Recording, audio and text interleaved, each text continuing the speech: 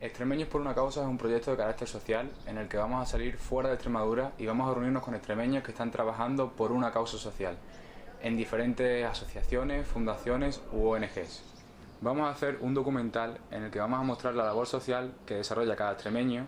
Van a ser 8 paradas en total, 8 extremeños en su centro. Carmen, te presento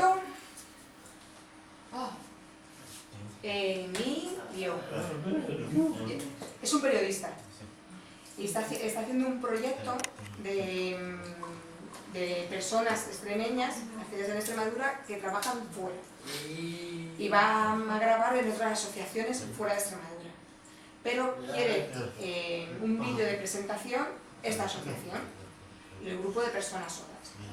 Pues a mí me parece genial, la verdad que es una idea muy buena porque, no sé, yo creo que los extremeños tenemos algo ahí, ¿sabes? Que siempre nos clasifican con estereotipos, pero realmente yo creo que la identidad extremeña no se conoce del todo y la verdad que yo pienso que donde va el extremeño triunfa, ¿sabes?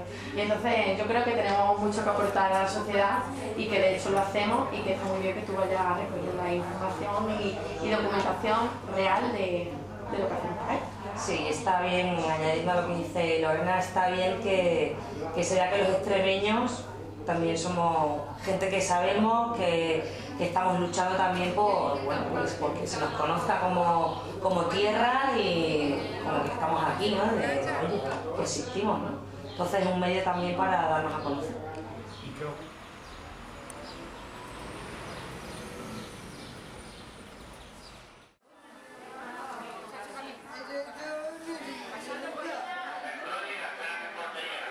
A mí la iniciativa me parece muy buena iniciativa, extraordinaria, porque esos extremeños anónimos que hay por ahí, igual que nosotros podemos ser anónimos para ellos también, y para mucha gente que está afuera, pues necesitan sentirse también apoyados, pienso yo, por este colectivo que está aquí trabajando, dándolo de pecho, y que ellos allí, como extremeños, pues están expandiendo la cultura extremeña también, los valores de tenacidad, de esfuerzo, de solidaridad.